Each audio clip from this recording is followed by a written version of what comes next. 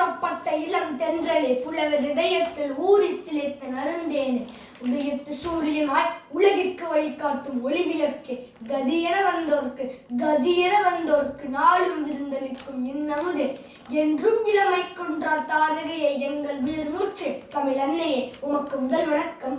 என்னை பெற்ற அன்னைக்கும் என்னை வழிநடத்தும் ஆசிரியர்களுக்கும் எனது முதற்கண் தமிழ் வணக்கத்தை தெரிவித்துக் கொள்கிறேன்.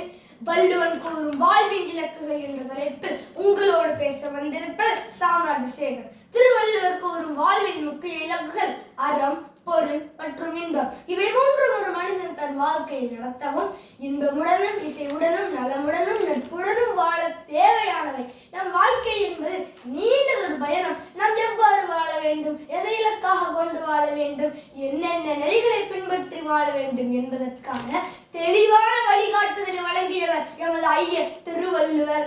எக்காலத்துக்கும் பொருந்தும்படி எழுதியதுதான் இதன் சிறப்பு.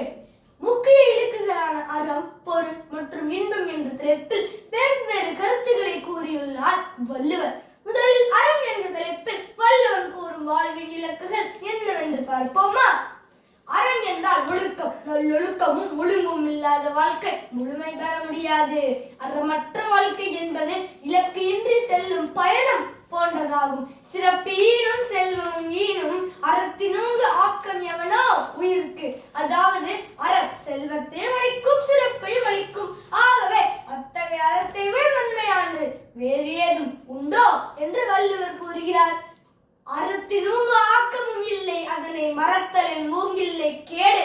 அதாவது ஒருவருடைய வாழ்க்கைக்கு அறத்தை விட நன்மையானதும் இல்லை, அறத்தை போற்றாமல் மறப்பதை விட கொடியதும் இல்லை. மேலும் ஒரு மனிதன் அற வழியில் நடப்பதன் மூலம் மட்டுமே தனது வாழ்க்கையை செம்மைப்படுத்த முடியும் என்றும் கூறுகிறார். அடுத்ததாக பொருள் என்ற தலைப்பில் வள்ளுவர் கூறுவது என்னவென்று பார்ப்போமா? பொருள் என்றால் செல்வத்தை குறிக்கும். ஒரு மனிதன் பொருள் ஈட்டுவதன் மூலம் தனது வாழ்க்கையை மேம்படுத்த முடியும். ஆனால் அந்த பொருள் ஈட்டுவதும் அற வழியில் மட்டுமே அமைய வேண்டும். பொருள் என்றவுடன் நினைவுக்கு வரும் ஒரு வாசகம், வாழ்வதற்கு பொருள் வேண்டும், நாம் வாழ்வதிலும் பொருள் வேண்டும். பொருளை பற்றி வள்ளுவர் கூறுவது என்னவென்றால் அரண் ஈனும் இன்பமும் ஈனும் திறனறிந்து தீதின்றி வந்த பொருள். அதாவது தீய வழிகளில் பொருள் ஈட்டாமல் முறையாக திறனறிந்து பொருள் ஈட்ட வேண்டும். அதுவே அறத்தையும் இன்பத்தையும் தர வல்லது என்று கூறுகிறார். கடைசியாக வாழ்வின் முக்கியமான இலக்கு இன்பம் என்ற தலைப்பு வள்ளுவர் கூறுவது என்னவென்று பார்ப்போமா? இன்பம் என்றால் மகிழ்ச்சி, மனநிறைவு போன்றவற்றை குறிக்கும். நம் வாழ்வில் இன்பம் என்பது தவிர்க்க முடியாத ஒன்றாகும். ஆனால் அந்த இன்பம் அறத்தின் சாயலில் மட்டுமே அமைய வேண்டும் என்பது வள்ளுவரின் நோக்கம். அந்த இன்பத்தை அடைய நாம் அற வழியில் பொருள் ஈட்ட வேண்டும், பிறருடன் இணக்கமாக பழக வேண்டும் என்பதே. அன்பை இன்பத்திலும் காணலாம், துன்பத்திலும் காணலாம். ஆனால் அன்பை தனித்து காண முடியாது, அதை அடைத்து வைக்கவும் முடியாது என்பதனை அன்பிற்கும் உண்டோ அடைக்கும் தான் ஆர்வலர் புன்கடியில் பூசல் தரும் என்ற குறட்பா நமக்கு உணர்த்தியது. வள்ளுவர் அன்பினை குறித்து கூறும்போது அன்பிலார் எல்லாம் தமக்குரியர் என்றும் அன்புடையார் என்பும் உரியர் பிறர்க்கு என்றல்லவா கூறுகிறார். அது மட்டுமா, என்பிலதனை வெயில் போல காயுமே அன்பிலதனை அறம் என்று குரலில் அன்பு இல்லாதவர்களை அறம் வருத்தும் என்றும் கூறுகிறார்.